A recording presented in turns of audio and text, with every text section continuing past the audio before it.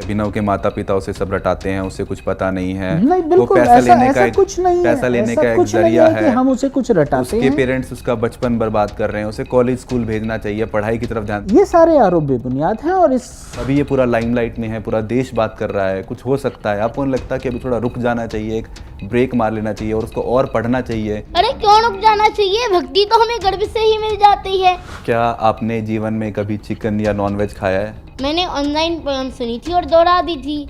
मैं शुद्ध शाकाहारी हूँ, टारगेट किया है। आप ये जो बड़े बड़े शब्द इस्तेमाल कर रहे हैं कि मुझे टारगेट किया जा रहा है, मेरी ट्रोलिंग हो रही है, ये सारे शब्द कहाँ से आए आपके दिमाग में? बस कान्हा जी की ही कृपा है मुझ पर, जो कान्हा जी ने मुझे अपना भक्त बनाया।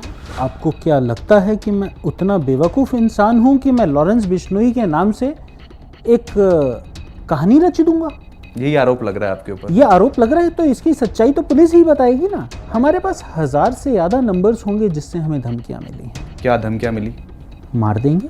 आपकी एक आइसक्रीम कंपनी की भी बात हुई जो आपने स्टार्ट की थी, फालूदा एक्सप्रेस। आपके ऊपर केस हो गया है, उस केस में कन्विक्ट पाए गए हैं। मैं बताता हूँ।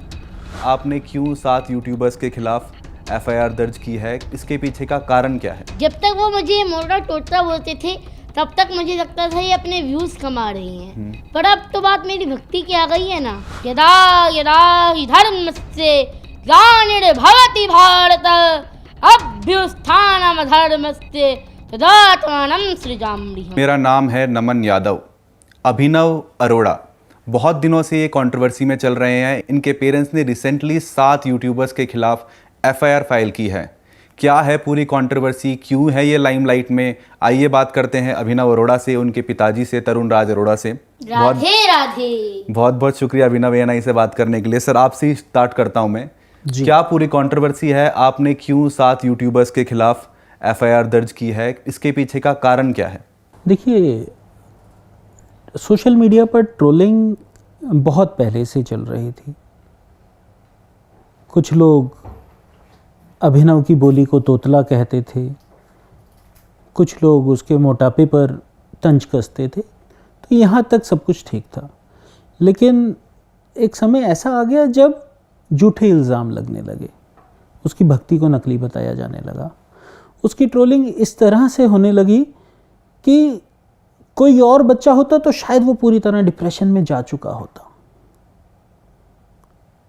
तो हर चीज़ की एक सीमा होती है। जब वो सीमा क्रॉस होने लगी तब हमें लगा कि ये जो यूट्यूबर्स हैं जो निजी स्वार्थों के लिए एक साजिश के तहत अपना व्यूज़ कमाने के लिए, पैसा कमाने के लिए कुछ भी ट्रोल कर रहे हैं, कुछ भी बोल रहे हैं, तो लगा कि एक सीमा होनी चाहिए और अगर उस सीमा का उल्लंघन हो रहा है तो हाँ, हमें न्याय के मंदिर में जाना ही पड़ा। उन यूट्यूबर्स ने ऐसा क्या कहा जहाँ पे आपको लगा कि ये तो गलत है, ऐसा कुछ भी नहीं हुआ है? रिसेंटली अभी एक वीडियो आई थी जिसमें अभिनव अरोड़ा को उन्होंने कहा था कि एक्सपोज कर रहे हैं हम, अभिनव अरोड़ा को कोई ज्ञान नहीं है स्पिरिचुअलिटी का, ये बाल संत नहीं है, इसके पेरेंट्स इसको सारी चीज़ें रटवाते हैं, ये एक जरिया बन गया है पैसे कमाने का, व्यूज़ लिए जाते हैं, पैसे कमाए जाते हैं। कमाने तो का इस पे आप क्या जरिया, कहेंगे? जी मैं बताता हूँ। पैसे कमाने का जरिया, इसका एक बहुत खूबसूरत जवाब है मेरे पास कि हमने कभी भी, आप जैसे जानते हैं कि इंस्टाग्राम, फेसबुक और यूट्यूब मेन प्लेटफॉर्म्स होते हैं किसी भी सोशल मीडिया पर्सन के लिए जो उसे मोनेटाइज करना चाहता है, जो उससे पैसा कमाना चाहता है। तो इंस्टाग्राम जिससे कुछ पैसा नहीं मिलता, आज उस पर तकरीबन 1 मिलियन फॉलोअर अभिनव के हैं। रही बात यूट्यूब की या फेसबुक की, तो आज तक हम उस पर बहुत ज़्यादा ध्यान नहीं दे रहे हैं और कोई भी चैनल हमारा आज तक मोनेटाइज नहीं है। It is eligible for monetization since long now, but we have not monetized it yet. तो अभिनव अरोड़ा किसी भी इवेंट में जाते हैं या कहीं भी जाते हैं तो उसके पैसे नहीं लेते हैं? नहीं, मतलब क्या आपको क्या लगता है कि कोई अगर जागरण में अभिनव को बुलाएगा या किसी ऐसे धार्मिक कार्यक्रम में बुलाएगा तो मैं क्या बोलूँगा कि आप मुझे पैसा दीजिए क्योंकि अभिनव वहाँ आएंगे? नो। अभी रिसेंटली एक फोटो डाली गई थी, किसी होटल में गए थे, तो वो प्योर मतलब कोई पैसा लेके वहाँ पे किसी होटल में, किस तरह की फोटो? आप अगर थोड़ा सा डिटेल। होटल में अभिनव बैठे थे। देखिए ऐसा है, देखिए वृंदावन में अगर कोई मुझे ये कहता है कि हमने पैसा लेकर किसी का भी प्रमोशन किया है तो ये बहुत गलत बात है। हाँ, अगर किसी एक होटल का नाम विशेष रूप से मैं नाम नहीं लूँगा, हम यहाँ किसी को प्रमोट करने नहीं बैठे हैं, तो कोई भी अगर होटल अभिनव को बुलाता है और हमें लगता है कि वो वृंदावन के टूरिज़्म को लेकर, वृंदावन जो लोग आ रहे हैं उसको लेकर एक पॉजिटिव छवि दे रहा है, तो yes we will promote it, but no, we will not take any money from anyone. We have not taken any money from any hotel और एनी ब्रांड. अगर एक वीडियो बहुत वायरल हुआ था कि ये ब्रांडिंग अपॉर्चुनिटी है और अभिनव ब्रांड का प्रमोशन कर रहे हैं, उसमें क्या था कि एक कंपनी है जिसने अभिनव के राधिका गोविंद के लिए एक बहुत खूबसूरत ड्रेस बनाकर भेजी, तो अभिनव को वो बहुत पसंद आई. तो अगर अभिनव वहाँ जाकर उसके बारे में कुछ अच्छा बोल रहे हैं, तो इसका मतलब ये तो कभी नहीं हुआ कि अभिनव ने उस ब्रांड को प्रमोट करने के लिए पैसा लिया. तो अभिनव से ना हम कोई पैसा कमा रहे हैं, ना हमारा ऐसा कोई ऑब्जेक्टिव है, ना ऐसा हमारा कोई एजेंडा है. अगर हमारा एजेंडा होता तो हम आज सोशल मीडिया से ही बहुत मोनेटाइज कर बहुत पैसा कमा रहे होते. और मैं बहुत खुलकर ये बात आपके मन से बोल रहा हूँ, हमारा कोई भी चैनल आज तक मोनेटाइज नहीं है. रही बात आगे होगा या नहीं, हो सकता है आगे हो, क्योंकि अभिनव सेवा करना चाहता है. सेवा मुफ्त में नहीं होती. अगर उसे गौ सेवा करनी है या किसी भी तरह की संत सेवा भी करनी है, तो अगर वो चैनल मोनेटाइज्ड होते भी हैं आने वाले समय में, तो वो सारा पैसा जो है सेवा में ही लगाया जाएगा, ना कि अभिनव का घर खर्च चलाने के लिए या हमारा घर खर्च चलाने के लिए. अभिनव, आप अपने आप को क्या मानते हैं? आप बाल संत हैं या स्पिरिचुअल ओरेटर हैं? और आपने ये बाल भक्ति कब से स्टार्ट की थी? आपने कुछ पढ़ा है या आपके पिताजी ने, माताजी ने आपको भगवत गीता पढ़ाया? मैंने कभी भी खुद को बाल संत नहीं कहा है, और मैं तो पहले भी बहुत बार मना कर चुका हूँ कि मुझे इस नाम से संबोधित ना किया जाए. ये तो मेरे को मीडिया का दिया हुआ एक नाम है, और मैं तो बहुत बार बोल चुका हूँ कि मैं तो बस कान्हा जी का एक नन्हा सा भक्त हूँ. मैं तो कान्हा जी का भक्त हूँ, मुझे इन नामों से ना पुकारा जाए. मैं तो संतों के चरणों की धूल भी नहीं हूँ, मैं तो बस कान्हा जी का एक छोटा सा भक्त हूँ.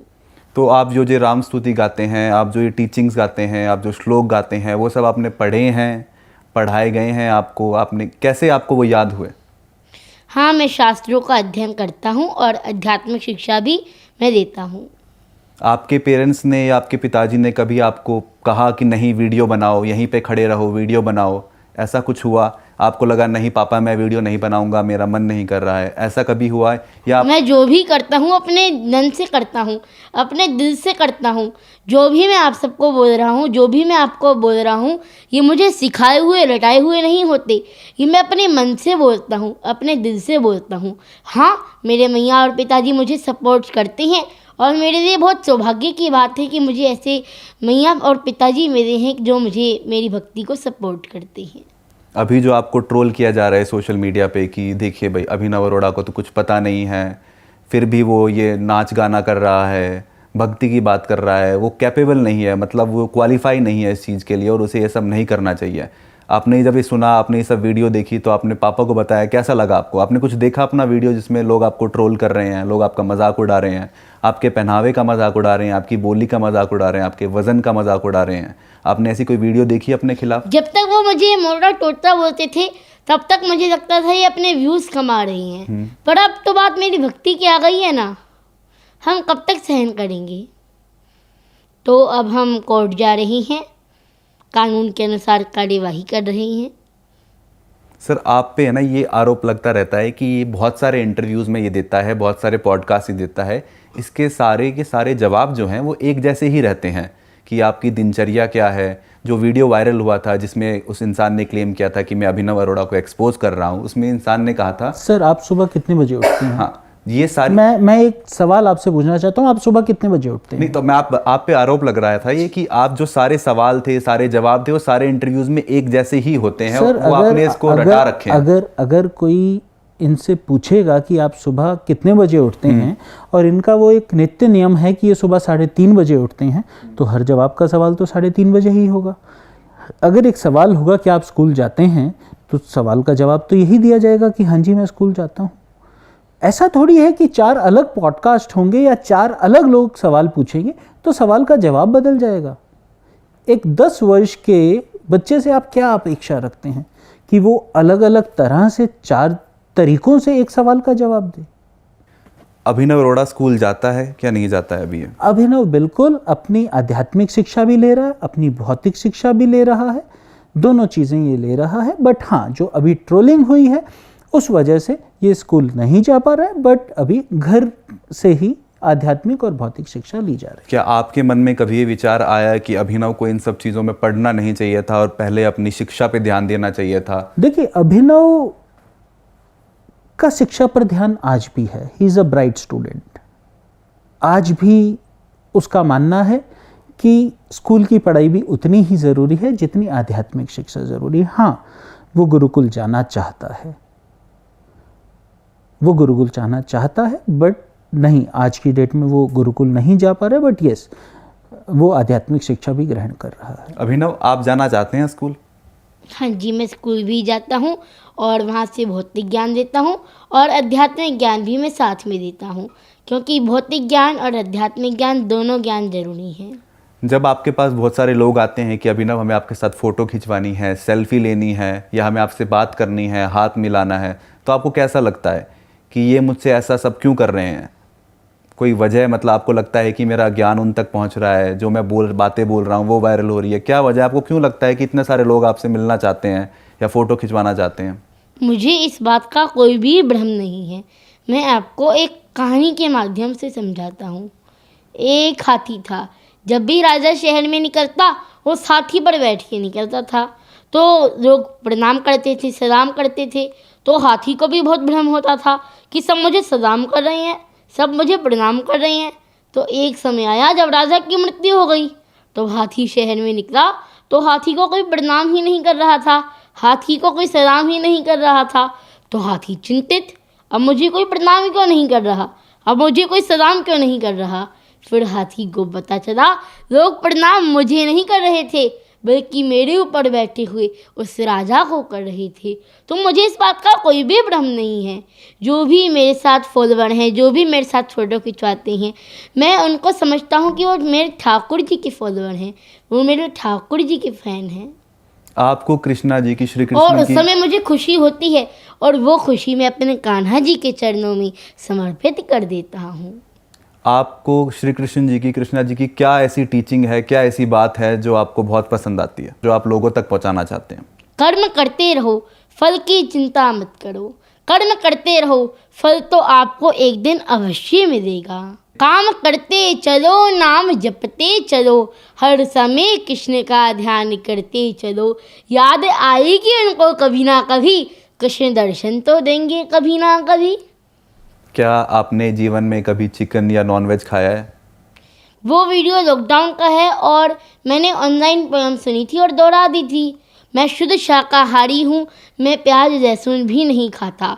वो बहुत बड़ी पोयम है और लोगों ने एक छोटी सी लाइन पर फोकस किया है, टारगेट किया है। वो तो मैंने ऑनलाइन सुनी थी लॉकडाउन के समय। वो 3-4 साल पुराना वीडियो है और मैंने दोहरा दी थी। मैं तो शुद्ध शाकाहारी हूँ, मैं प्याज लहसुन भी नहीं खाता। जब मैं 10 साल का था तो मैं मिट्टी खाता था, मान लो, लेकिन आप ये जो बड़े बड़े शब्द इस्तेमाल कर रहे हैं कि मुझे टारगेट किया जा रहा है, मेरी ट्रोलिंग हो रही है, ये सारे शब्द कहाँ से आए आपके दिमाग में? बस कान्हा जी की ही कृपा है मुझ पर, जो कान्हा जी ने मुझे अपना भक्त बनाया। आप सनातन धर्म को मानते हैं? क्या आपने क्या सीखा है अब तक सनातन धर्म के बारे में? आपने कहा है कि मैं सनातन धर्म को भारत में फैलाना चाहता हूँ, बढ़ाना चाहता हूँ, उसकी बात करना चाहता हूँ, तो आप सनातन धर्म के बारे में क्या जानते हैं? मैं तो सनातन धर्म का प्रचार करना चाहता हूँ और ये जो मेरे ऊपर आरोप लगाए जा रहे हैं ये बहुत ही दुर्भाग्य की बात है। और हर जैसे कोई बच्चा सीखता है कुछ, फुटबॉल सीखता है तो उसको होता है मैं सबको दिखाऊं मैंने फुटबॉल सीखी है। और कोई क्रिकेट सीखता है तो दिखाता है ये देखो मैंने क्रिकेट सीखा है। कोई आर्ट सीखता है तो उसको दिखाना होता है ये देखो मैंने आर्ट सीखा है। तो मेरा शौक भक्ति करना है, मुझे भक्ति करना अच्छा लगता है। तो उसको मैं दिखा रहा हूँ तो लोगों को दिक्कत होती है। आपको नहीं लगता अभिनव आपको अभी और पढ़ना चाहिए स्पिरिचुअलिटी के बारे में, भगवत गीता के बारे में, कान्हा जी के बारे में, उनकी टीचिंग्स के बारे में कुछ समय इसको देना चाहिए और उसके बाद अभी आपको मैं वीडियो बनानी चाहिए? अभी मैं बाल्य अवस्था में हूँ। अभी मैंने नटखट कृष्ण को जाना है। मैं जैसे जैसे बड़ा हूँगा, अभी तो मैं गीता वाले कृष्ण तक पहुँचा ही नहीं हूँ। मैं गीता वाले कृष्ण तक जब पहुँचूंगा तो आपको नहीं लगता कि पहले मुझे ये सारा ज्ञान ले लेना चाहिए भगवत गीता का, शास्त्रों का, और हाँ, मैं शास्त्र पढ़ता हूँ, उसके मैंने बाद गीता उसके जी बाद पढ़ी मुझे है, उस पे मैं बात गीता जी पढ़ता हूँ। उसके बाद मुझे गीता की कौन सी टीचिंग्स है, गीता की कौन सी बातें हैं जो आपको बहुत पसंद आती? कोई श्लोक याद है आपको गीता में से? यदा यदा हि धर्मस्य ग्लानिर्भवति भारत अभ्युत्थानमधर्मस्य तदात्मानं सृजाम्यहम्। अर्थात भगवान कहते हैं जब जब धर्म की हानि होती है और अधर्म बढ़ता है तो अपने भक्तों की सहायता के लिए मैं धरती पर अवतार देने के लिए आता हूँ। धर्म की स्थापना के लिए भगवान अवतार देते हैं। सर मैं आपसे पूछना चाहूँगा, जो वीडियो थी जो वायरल हुई थी अभिनव को लेके, उसमें कहा गया था हमने इसको एक्सपोज किया, उसमें आपकी एक आइसक्रीम कंपनी की भी बात हुई जो आपने स्टार्ट की थी, फालूदा एक्सप्रेस। तो वो सब क्या था? आपने अभिनव को एज अ कस्टमर दिखाया उसके अंदर आपने, और ये भी था कि आपके ऊपर केस हो गया, उस केस में कन्विक्ट पाए गए हैं और बहुत सारे लोगों ने इंजाम लगाया, उस वीडियो के नीचे कमेंट किया कि आप फ्रॉड हैं और आप सबने पैसे लिए हैं लोगों के। मैं बताता हूँ। अगर फालूदा एक्सप्रेस एक फेलियर रहा तो ये एक्सपोज कोई 13 अक्टूबर के वीडियो में नहीं हो गया। दुनिया के सबसे बड़े मंच टेडेक्स पर जाकर मैंने 2022 में ये बात कबूली थी कि मेरा फालूदा एक्सप्रेस फेल हुआ, वो कोविड की भेंट चढ़ गया। ये वो समय था जब मुझे कोविड हुआ था और कोविड के बाद मैं एक बीमारी से ग्रस्त हुआ जिसे वेस्कुलर नेक्रोसिस कहते हैं, जिस वजह से मेरे दोनों कूल्हे ख़राब होने चालू हो गए थे। तो more than 9 months I was on bed और ये बायलैटरल डिसीज़ मेरे दोनों हिप्स में हो गई थी, जिस वजह से मेरी मूवमेंट भी पॉसिबल नहीं रही थी। तो ये वो समय था जब फालूदा एक्सप्रेस फेल हुआ और मुझे लगता है कि ये बात मानने में मुझे कभी गुरेज नहीं रहा। अगर ये एक्सपोज 13 अक्टूबर 2024 को हुआ होता तो मैं भी उस यूट्यूबर को सलामी देता, लेकिन ये बात तो मैं अपने वीडियो में अपने टेडेक्स मंच पर बोल चुका हूँ। दुनिया के सबसे बड़े मंच पर मैं ये बात स्वीकार कर चुका हूँ कि फालूदा एक्सप्रेस एक फेलियर रहा, तो इसमें एक्सपोज क्या हो गया? और रही बात कोर्ट केस की, तो वो मामला अभी भी कोर्ट में विचाराधीन है। आप पे एक आरोप ये भी लगता है कि आप बहुत अच्छे स्पीकर हैं, आपने टेडेक्स में लगता आपने स्पीच दे रखी है, और अभिनव अरोड़ा आपका एक प्रोडक्ट है। जब फालूदा एक्सप्रेस फेल हो गया तब आपने अभिनव के बारे में सोचा, आपने सोचा मैं रिलीजन की आड़ में अभिनव को आगे बढ़ाता हूँ और इससे पैसे कमाता हूँ। आपने बता दिया कि चैनल मोनेटाइज नहीं है, लेकिन आप कह रहे हैं आगे हो सकता है, इस पे आप क्या कहना चाहेंगे? और आपने वो पैसे देके फालूदा एक्सप्रेस की वीडियोस में अभिनव को, उस वीडियो में कहा गया कि अभिनव को एज ए कस्टमर दिखाया आपने, लोगों को ठगा आपने। इस पे नहीं, ठगने वाली बात कहाँ से आ गई लोगों के? जब नहीं, अगर आप उस वीडियो को भी ध्यान से देखेंगे तो जिस एक कोर्ट केस की बात की जा रही है वो कोर्ट केस आज भी विचाराधीन है, नंबर 1। नंबर 2, फालूदा एक्सप्रेस एक फेलियर था, ये कोई एक्सपोज नहीं है। This is something which I have accepted on the biggest platform of the world, which was TEDx, and it was in 2022. The video was published on TEDx platform in I think January or February 2023. तो अगर उसके 1.5 साल बाद वही बात उससे कम knowledge के साथ कोई बताता है और कहता है कि मैंने एक्सपोज कर दिया, तो वो एक गलत है। यह वीडियो जिस यूट्यूबर ने भी बनाया है उसका उद्देश्य सिर्फ और सिर्फ उस वीडियो से पैसा कमाना था। अभिनव अरोड़ा आपका बेटा है, इसकी इतनी ट्रोलिंग हो रही है, ये डिप्रेशन में भी जा सकता है, कोई हमला भी कर सकता है, भगवान ना चाहे कुछ ऐसा हो। आपको नहीं लगता इसे रिफ्रेन करना चाहिए और आगे वीडियो बनाने से पहले आध्यात्मिक शिक्षा लेनी चाहिए, पूरा पढ़ना चाहिए, और फिर 2-3 साल में when he is capable of doing that then he should come on Instagram, he should start making videos. और अभी ये पूरा लाइमलाइट में है, पूरा देश बात कर रहा है, कुछ हो सकता है। आपको नहीं लगता कि अभी थोड़ा रुक जाना चाहिए, एक ब्रेक मार लेना चाहिए और उसको और पढ़ना चाहिए, गुरुकुल में हो चाहे स्कूल में, और उसके बाद ये वीडियो बनानी चाहिए? देखिए ये बात अभिनव ने भी अभी कही कि कोई बच्चा कोई नई चीज़ सीखता है तो वो सबको दिखाता है। तो अभिनव की जो सोशल मीडिया जर्नी है वो भी कुछ इसी तरह शुरू हुई। अगर इसने धर्म के बारे में कुछ पढ़ा तो वो अगर 4 लोगों को बताना चाहता है, देखिए मैं आपको बताऊंगा कि जो रील वर्ड है और जो रियल वर्ड है ना वो बहुत अलग है। सोशल मीडिया पर जितनी भी ट्रोलिंग हो रही हो, लेकिन जो लोग ज़मीनी स्तर पर अभिनव से मिलते हैं वो अपना पूरा प्यार इस पर न्योछावर करते हैं। अभिनव अभी मंदिरों के भी दर्शन करता है और अभी कुछ समय वृंदावन में मंदिरों में ये जाता रहा है। तो जो हेट ज़बरदस्ती की फैलाई जा रही है सोशल मीडिया पर वो ज़मीनी सच्चाई से बहुत दूर है। ज़मीनी सच्चाई ये है कि लोग आज भी इसे पहले की तरह पसंद करते हैं। तो आप ये कहना चाह रहे हैं, मैं सिर्फ ये समझाना चाहता हूं कि अभिनव ने गलत क्या किया है।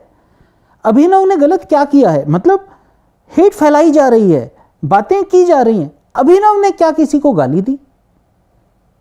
क्या अभिनव ने किसी को अपशब्द बोले? क्या अभिनव किसी दूसरे धर्म के खिलाफ कुछ बोला? क्या इसकी कोई ऐसी स्टेटमेंट आई जिससे अभिनव ने अपने धर्म का नाम खराब कर दिया? तो अभिनव गलत कहां है? अभिनव अगर अध्यात्म की बात कर रहा है, आज राधे राधे बोल रहा है, हरे कृष्णा बोल रहा है, तो उन लोगों को आग लग रही है जिनके अपने बच्चे राधे राधे नहीं बोल पा रहे हैं। सर आरोप ये लगता है कि अभिनव के पास अभी पूरी नॉलेज नहीं है जब ये सब बात बोलता है। कुछ लोग हैं, कुछ टीयर 2 टीयर 3 सोसाइटी में रहते हैं, सिटीज़ में रहते हैं, वो इन्फ्लुएंस हो सकते हैं। वो भी अपने बच्चों को पुश कर सकते हैं कि तुम भी ऐसी वीडियोस बनाओ, तुम भी ऐसी रील्स बनाओ, तुम भी मतलब स्पिरिचुअलिटी की तरफ जाओ। जो होना चाहिए, स्पिरिचुअलिटी पढ़ना चाहिए, but it has to go along with the regular academics, don't you think? हाँ, तो he is going through regular academics as well. If Abhinav कौन सी क्लास में है अभी आप? मैं 5वीं कक्षा का छात्र हूँ। अभी आप डेली स्कूल नहीं जा पा रहे हैं? अभी जो कुछ ट्रेनिंग हुई है उसकी वजह से मैं अभी स्कूल नहीं जा पा रहा हूँ। और हाँ, मैं एग्ज़ाम्स देने के लिए स्कूल गया था और अभी मैं ट्रेनिंग के कारण, इन लोगों के कारण, ट्रोलर्स के कारण मैं स्कूल नहीं जा पा रहा हूँ। ट्रोलिंग से पहले आपका जीवन कैसा था और ट्रोलिंग के बाद आपका जीवन कैसा है? आपको कुछ बदला है? आपको लगता है कि लोगों के स्वभाव में आपके प्रति कोई फ़र्क आया है? लोगों ने आपसे कम बातचीत करना बंद कर दिया है, आपको अवॉइड करते हैं, आपसे बात नहीं करते हैं कि रे ये वही बच्चा है, ये तो है ना फेक है, स्पिरिचुअलिटी, बाल संत बन रहा है लेकिन कुछ है नहीं है? फ़र्क क्या है वीडियो के वायरल होने से पहले और वीडियो के वायरल होने के बाद? पहले लोग प्यार देते थे और मेरे साथ बात करते थे, और अब कुछ जो ट्रोलिंग हुई है तो इसके बाद से लोगों के मन में ट्रोलिंग के भाव, कुछ पैसे व्यूज़ कमाने के भाव उत्पन्न हुए हैं, जो कि बहुत गलत है। अगर कोई राधे राधे बोल रहा है तो उसको कैसे कोई ट्रोल कर रहा है? सर एक और बात होती है कि बस किसी तरह से अभिनव लाइमलाइट में रहना चाहता है। मैंने थोड़ी कहा है कि मैं धर्मगुरु हूँ, मैंने थोड़ी कहा है कि मैं संत हूँ। तो क्या है आप अभिनव? मैं तो बस अपने कान्हा जी का भक्त हूँ और मैं अध्यात्म का, सनातन धर्म का प्रचार करना चाहता हूँ। मेरा उद्देश्य नहीं था कि इन लोगों के खिलाफ कोर्ट जाना, यूट्यूबर्स के खिलाफ कोर्ट जाना, लेकिन मुझे इन यूट्यूबर्स के खिलाफ कोर्ट जाना ही पड़ा। क्योंकि देखिए, राम जी का उद्देश्य नहीं था खरदूषण का वध करना, लेकिन फिर भी उन्हें खरदूषण का वध करना ही पड़ा ना। भगवान कृष्ण का उद्देश्य नहीं था शिशुपाल का वध करना, लेकिन फिर भी उनको उनका वध करना पड़ा।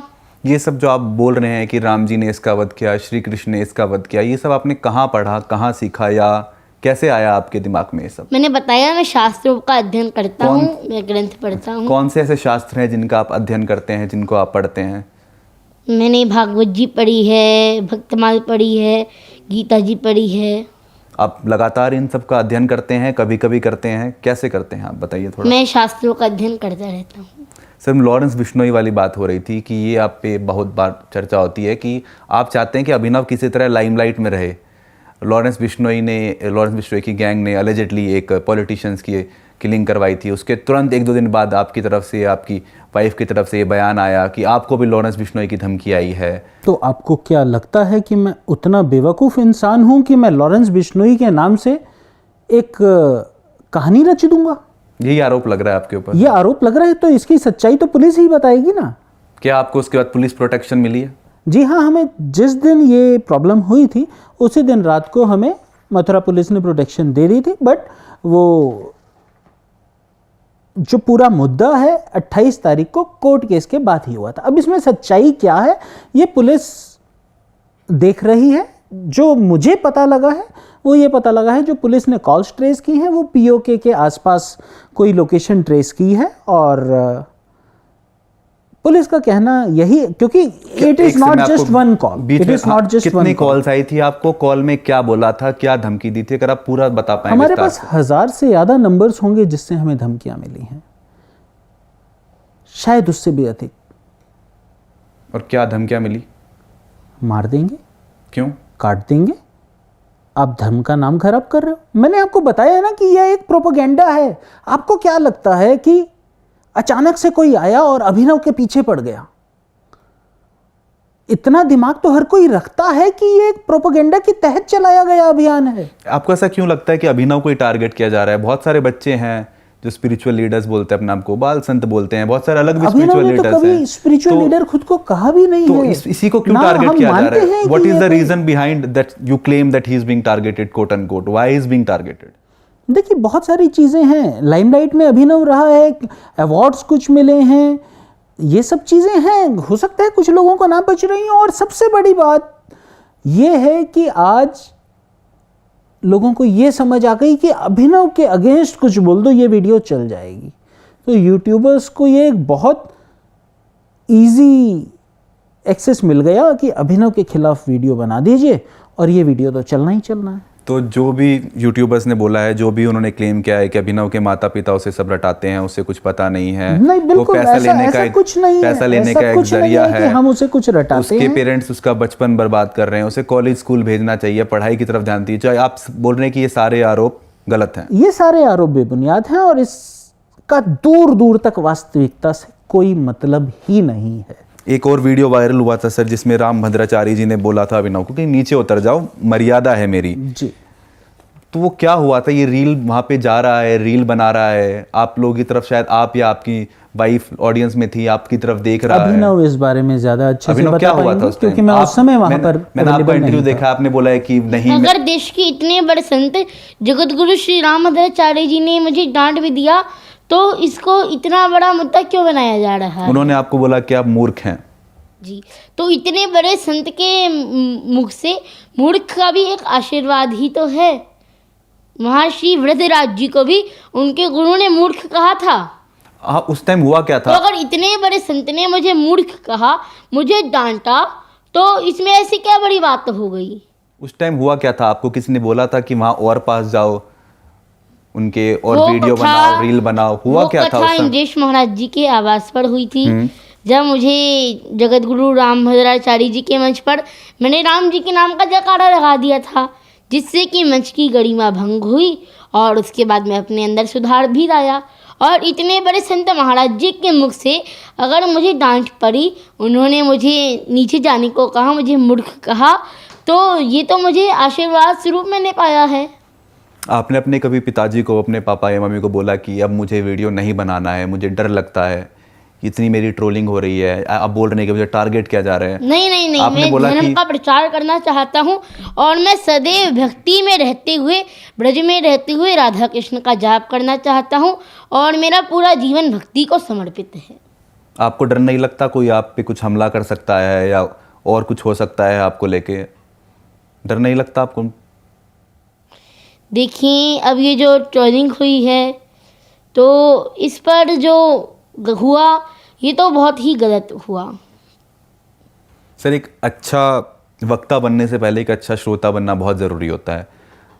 मेरा ये सवाल है कि आपको लगता है कि अभिनव को थोड़ा रुक जाना चाहिए अभी 1-2 साल के लिए, जब ये थोड़ा जो कंट्रोवर्शियल चीज़ें चल रही हैं, जो वीडियो अरे बन क्यों रही रुक हैं, जाना चाहिए? भक्ति तो हमें गर्भ से ही मिल जाती है। इसकी लेकिन लाइफ जैसे क्या, जैसे इसकी लाइफ भक्ति से बड़ी है क्या? इसका जिंदा होना, क्या इसका रहना, क्या इसका ये सब, क्या लाइमलाइट से बड़ा है? आपको नहीं लगता इसकी सुरक्षा सबसे बड़ी है और इसको रुक जाना चाहिए, देखिए, पढ़ना चाहिए और 3-4 साल? अगर ये मैंने चाहकर अभिनव को भक्ति में डाला होता तो डिसीजन लेने का हक भी मुझे था।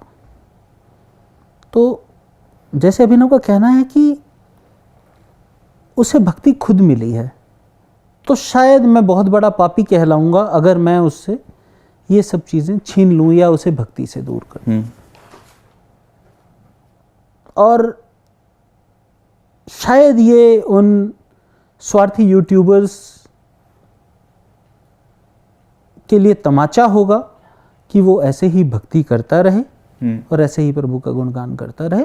अगर आज अभिनव रुक जाता है, जो कि मेरे हाथ में नहीं है, टू बी वेरी फ्रैंक, ये मेरे हाथ में नहीं है कि मैं उसे रोक सकूं, इतना बड़ा पाप मैं अपने सिर पे कभी नहीं लेना चाहूँगा।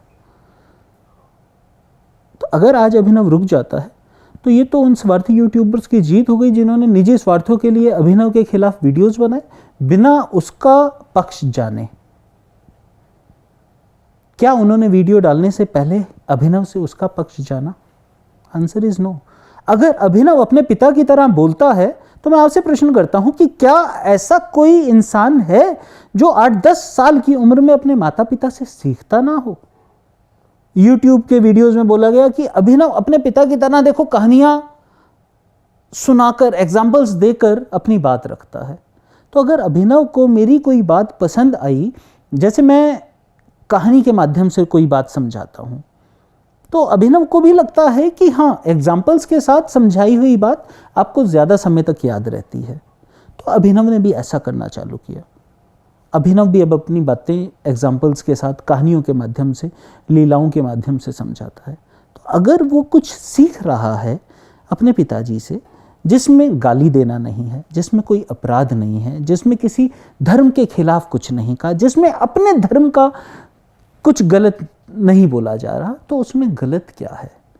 मैं सिर्फ ये कहना चाहता हूं कि अभिनव को जो इतना ट्रोल किया गया, अगर आप आंखें बंद करके 1 मिनट सोचेंगे कि अभिनव ने गलत क्या किया, तो आपको एक भी चीज नहीं मिलेगी।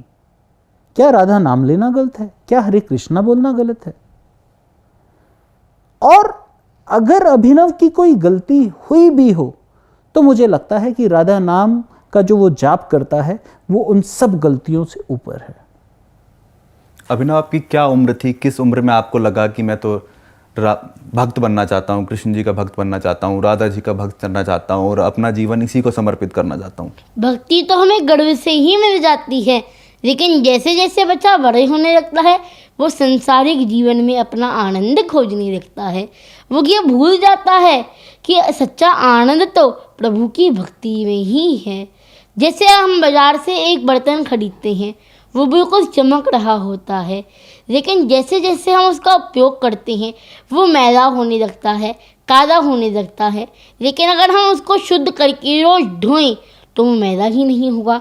वैसे ही भक्ति तो हमें गर्भ से ही मिल जाती है, लेकिन बच्चा मोह माया में, संसारिक जीवन में अपना आनंद खोजने लगता है।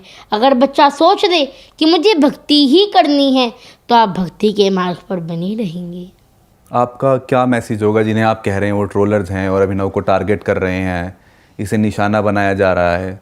आपका क्या मैसेज होगा कि अभिनव ऐसे ही वीडियो बनाते रहेगा और इसी पथ पे चलता रहेगा? पिता होने के नाते या इनकी माता होने के नाते, अभिभावक होने के नाते हमारा जो फ़र्ज़ था कि जहाँ हमारे बच्चे के साथ गलत किया जा रहा है, मेरा बच्चा कृष्ण जी के मंदिर जाता है तो हम न्याय के मंदिर में गए हैं और हमने अपनी बात रखी है। और मुझे पूरा विश्वास है कि जिन यूट्यूबर्स ने एक प्रोपेगेंडा के तहत अभिनव के खिलाफ अभियान चलाया है उन्हें ज़रूर कानून सज़ा देगा।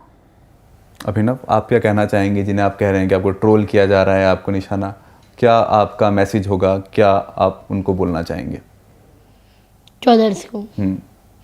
देखिए, अपने कुछ पैसे और व्यूज़ कमाने के लिए आप मेरी भक्ति पर सवाल उठा रहे हैं और अब हमने बहुत सहन कर दिया तो अब हमें कोर्ट जाना पड़ रहा है। हम कार्यवाही भी कर रहे हैं कानून के अनुसार। बहुत बहुत शुक्रिया सर, बहुत बहुत शुक्रिया।